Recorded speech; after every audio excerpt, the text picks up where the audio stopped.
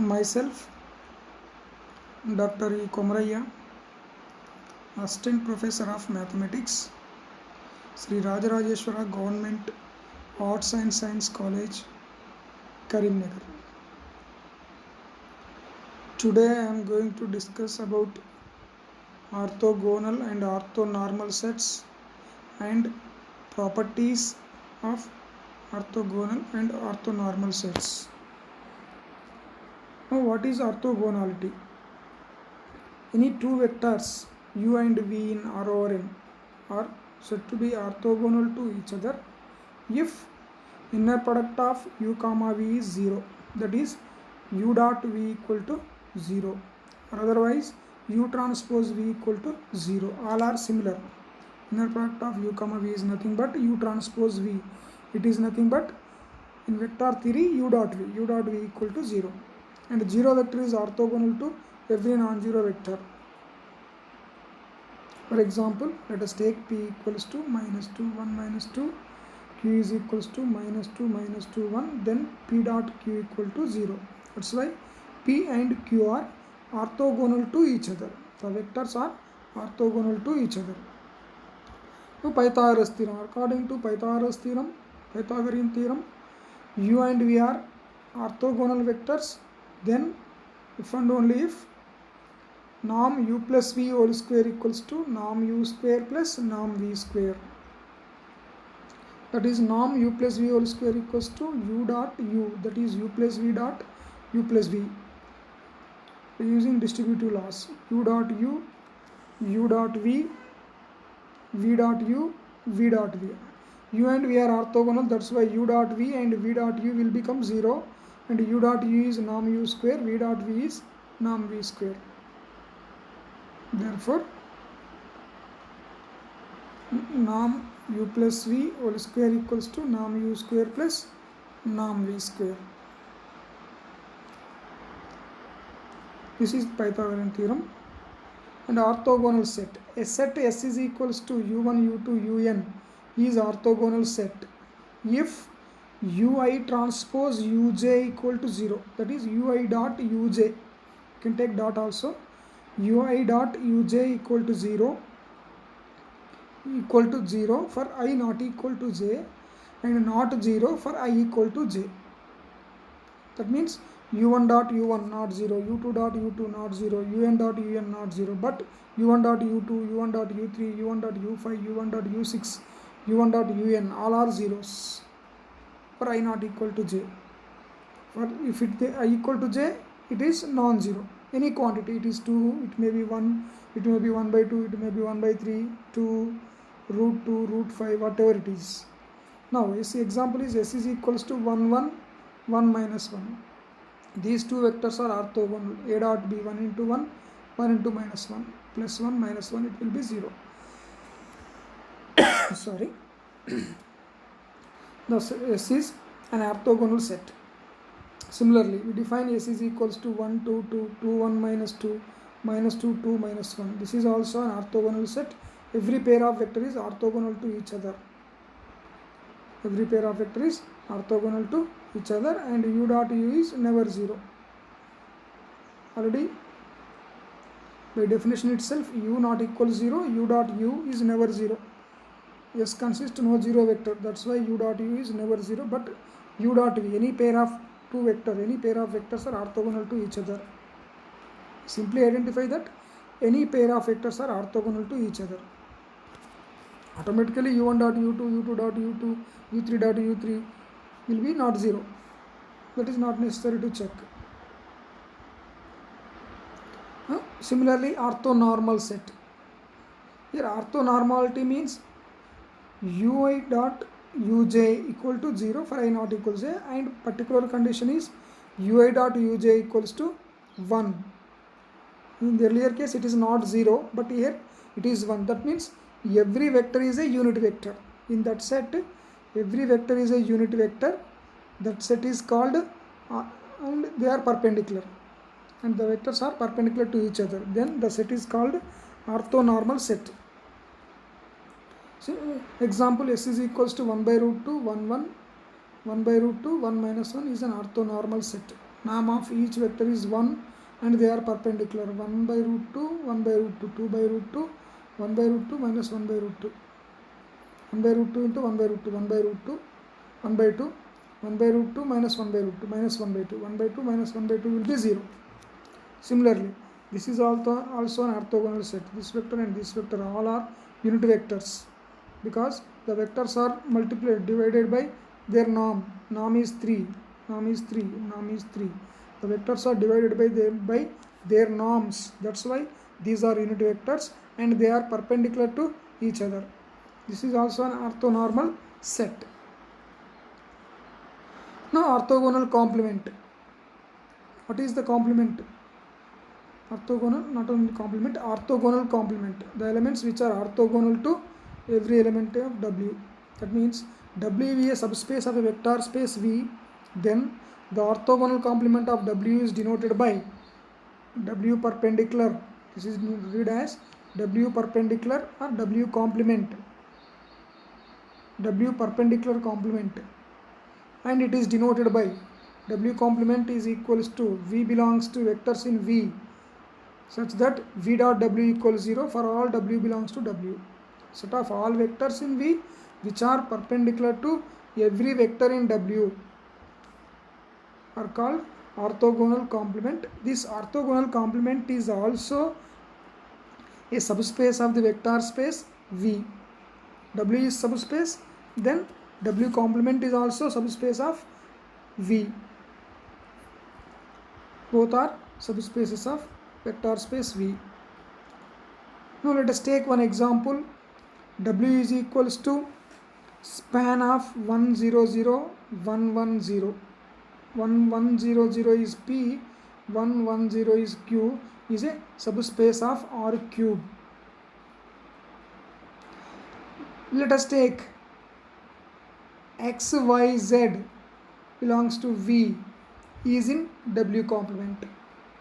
It is in W complement. Let us take a vector in V which is x comma y, x y z, which is belongs to W complement. Then this vector is perpendicular to P and Q, orthogonal to P and Q. P dot U 0, that implies P dot U. This is U, this is P. 1 into X, X 0 into Y and 0 into Z, 0. That's why X is equal to 0.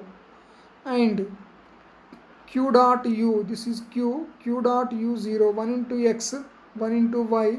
Already X 0, 1 into Y 0, Y will be 0, and X 0 and Y 0, and Z may be free variable, any variable. That's why the W complement is spanned by 0 0 1. The Z last component will be any value. It may be 2, it may be 3, it may be 5, it may be 0 also. That's why W complement is span of 0 0 1. It is spanned by 0 0 1. The basis of W complement is 0 0 1. This is also subspace of the vector space. Now let us take a theorem.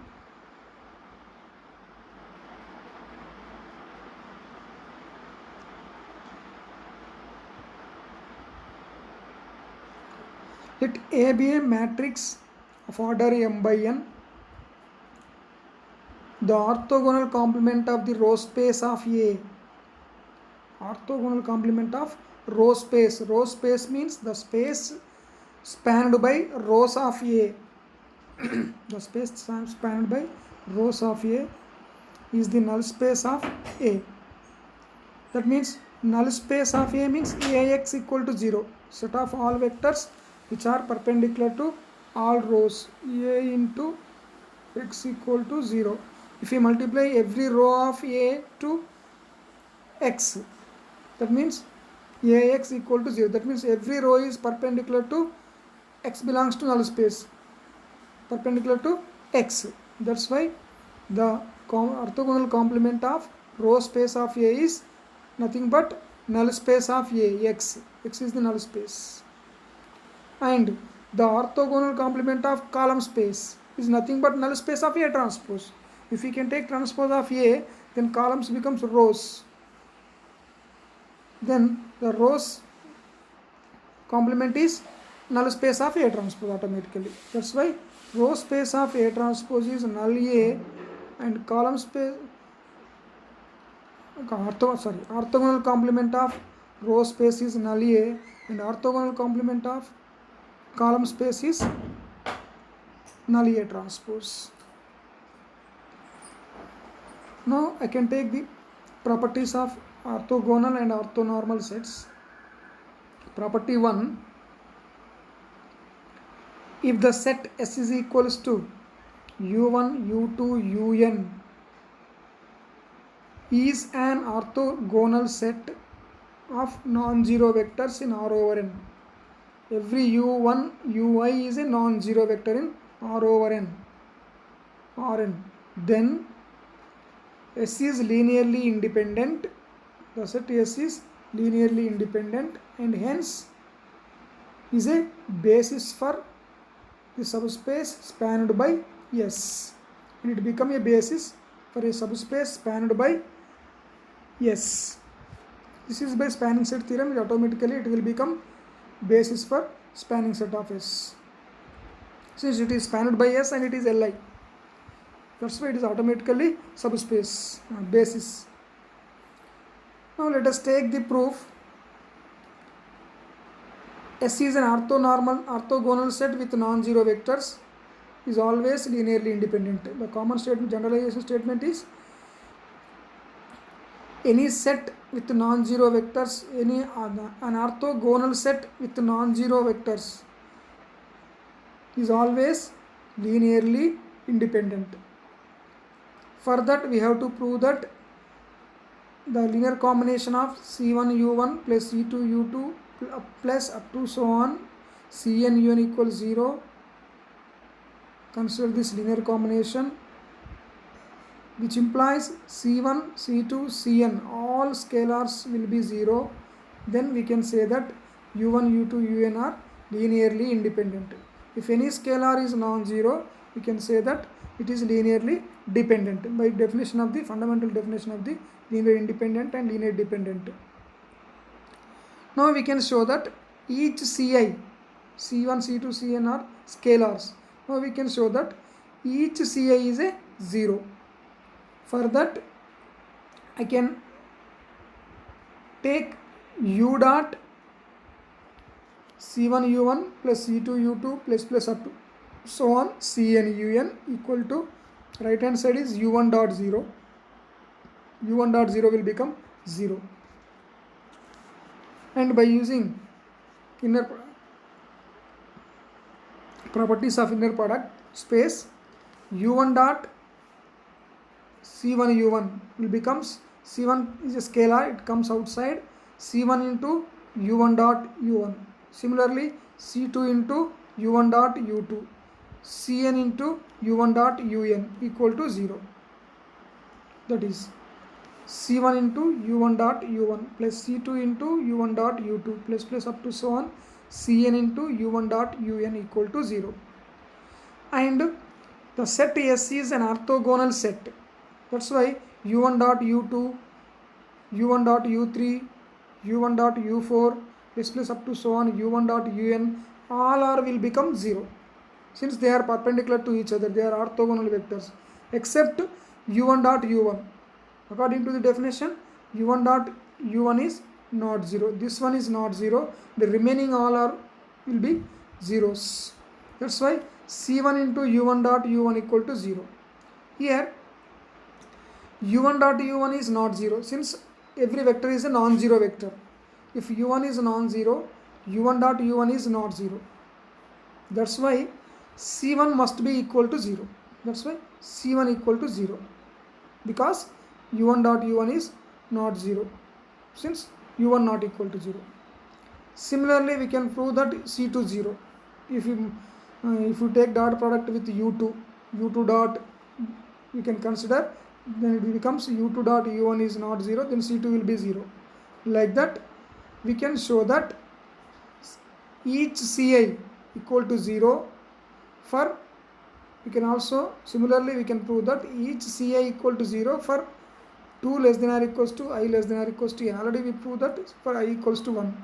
Already we proved. Proceeding in this way, we can prove that each Ci will be 0 for 2 less than or equals to I less than or equals to n. Therefore, each scalar will become 0. That's why S is a linearly independent set, and which is called orthogonal basis. Since S is an orthogonal set which is basis of a subspace W, that's why S is called an orthogonal basis of a subspace which is spanned by S. Orthogonal basis of W if S is an orthogonal set. Now let us take another property. Let S is equals to same u1, u2, un be an orthonormal set. Sorry, here it is not orthogonal, it is orthonormal set. Orthonormal basis for subspace. Okay, sorry, it is orthogonal only. Okay. Let S is equals to u1, u2, un be an orthogonal basis. Orthogonal only, not orthonormal. Here it is orthogonal only. Orthogonal basis for a subspace W of Rn. Then for each y in W, for each vector y in W, the weights in the linear combination y is equals to. Since S is a basis of W, then every vector in W is a linear combination of u1, u2, un. That's why the linear combination y is equals to c1 u1 plus c2 u2 up to so on cn un are given by ci equals to y dot ui by ui dot ui for 1 less than or equals to I less than or equals to n. These are the weights of the linear combination if y can be written as linear combination of elements in S. That is c1 u1 plus c2 u2 plus cn en. Then each ci, each scalar or each weight is given by y dot ui by ui dot ui for 1 less than or equals to I less than or equals to n. The proof of this property is, let us consider y is in W, that's why y is a linear combination of u1, u2, un, that's why y is equals to c1 u1 plus c2 u2 plus up to so on cn un.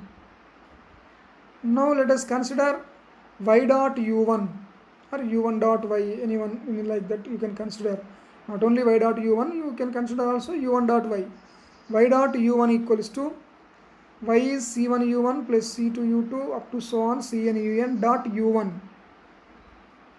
Now by using inner product properties of inner products, c1 u1 dot u1, c1 is comes outside, u1 dot u1. Similarly c2 into u2 dot u1 plus cn into un dot u1. Since the set S is an orthogonal set, in the same as earlier proof, u2 dot u1, un dot u1 all will become 0. Only u1 dot u1 only left. That's why this is equals to c1 into u1 dot u1. That's therefore c1 equals to y1 dot u1 by u1 dot u1. Similarly, we can prove that for every ci equal, for every weight ci equal to y dot ui by ui dot ui for 1 less than or equals to I less than or equals to n.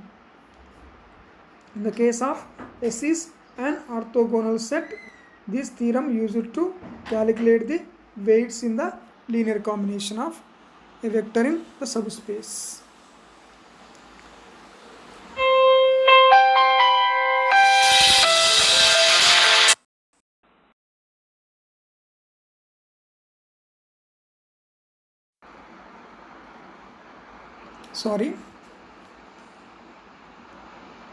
Therefore each weight ci equals to y dot ui by ui dot ui for 1 less than or equals to I less than or equals to n.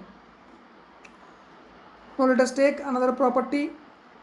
Here it is S is an orthonormal basis, which means each vector is per pair is an unit vector and they are pairwise orthogonal.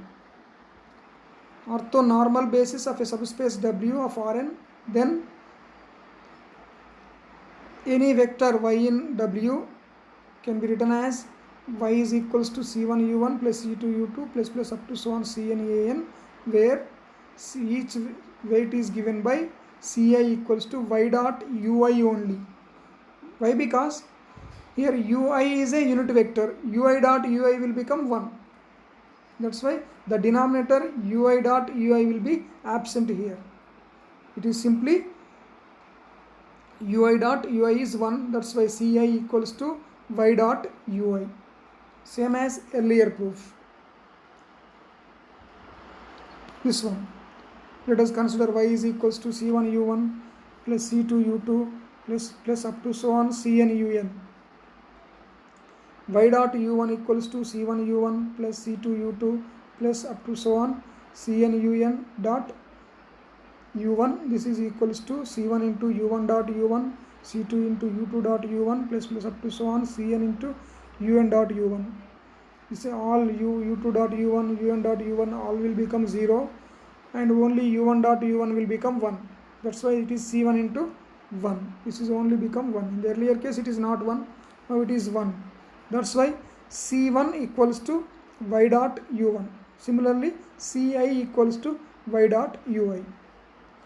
Whenever it is an orthonormal base, these are the weights for the any vector in the subspace of W. Now let us consider an example. S is equals to 1, 2, 2, 2, 1 minus 2, minus 2, 1, 2. This is an orthogonal set. Let us take first one is U1, U2 and U3 and y is equals to 6, 1 minus 8. Then we can calculate y dot U1. This is y, this is U1. 1 into 6 6, 2 into 1 2, 6 plus 2 8, 8 minus 16 it is minus 8. And y dot U2 2 3 2 3 2 into 6 12 plus 1 13,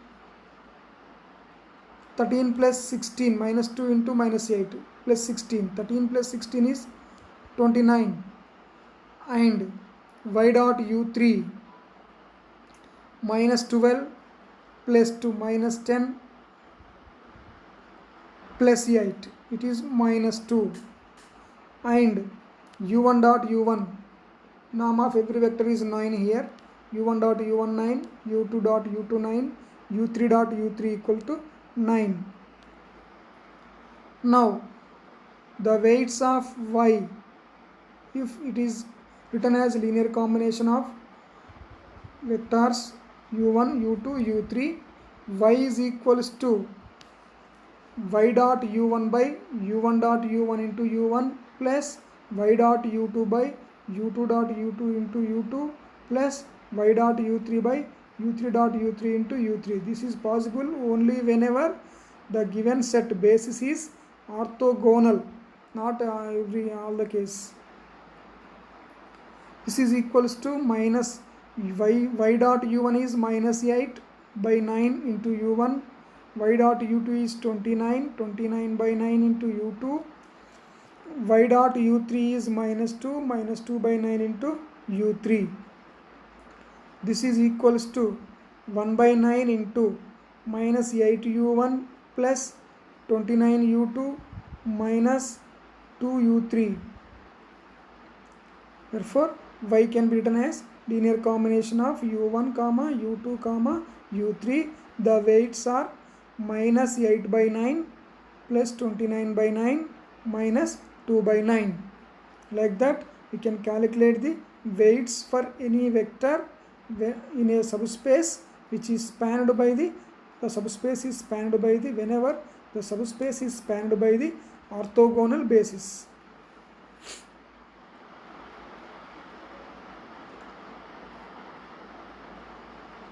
Now let us take one more property.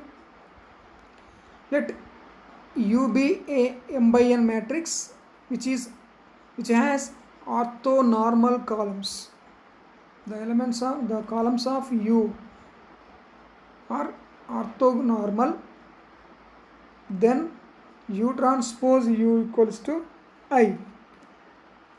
Let us take U is equals to U1, U2 up to so on Un. These are the n columns. They are perpendicular to each other and norm of every column is 1. Then U transpose U is nothing but, now U transpose U equals to, it is nothing but U transpose means U1 transpose up to so on Un transpose into U means U1 up to so on Un. This is equal to first one U1 transpose U1, it is 1, and U1 transpose U2 0, U1 transpose U3 0, U1 transpose Un 0. All elements will become 0. Let us take U2, second one U2 transpose U1 0, U2 transpose U2 1. First one is 0, next one is 1. That's why similarly Un dot U1 0 and finally Un dot Un is 1. That's why it will become an identity matrix. Whenever the columns of U are orthonormal, then if and only if U transpose U is an identity matrix. Now let us take another property. If U be an m by n matrix with orthonormal columns, that means same as earlier one, the columns of U are orthonormal to each other, and then we have U transpose U will be I. Already we take in the earlier property. U transpose U is I.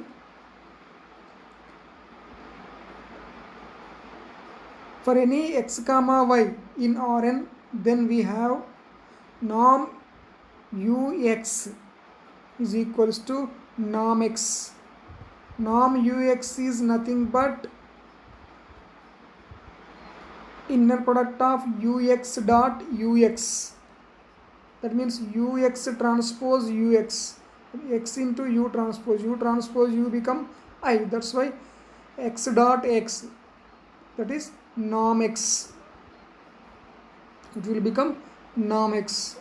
Since U transpose U will be 0. Here you can consider like this. Ux dot Ux is nothing but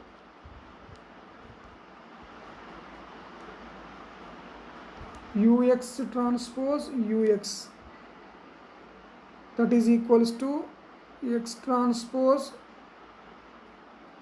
U transpose Ux. Here U transpose Ux will be I.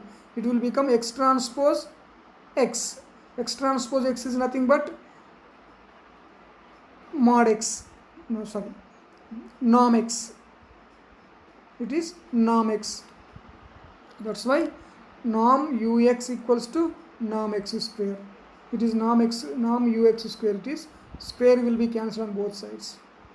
That's why norm Ux equals to norm x whenever the columns of U are orthonormal. In the same way, here it is the proof.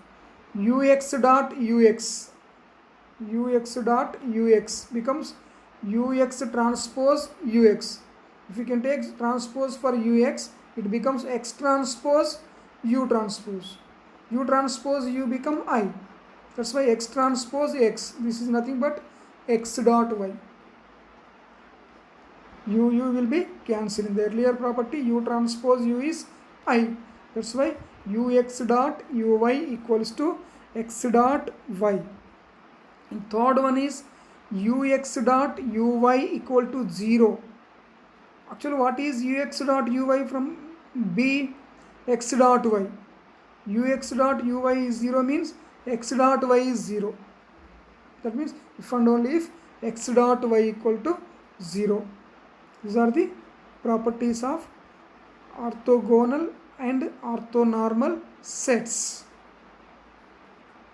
In the next class, we are going to discuss orthogonality process to construct the orthogonal basis or orthonormal basis of a inner product space. Thank you.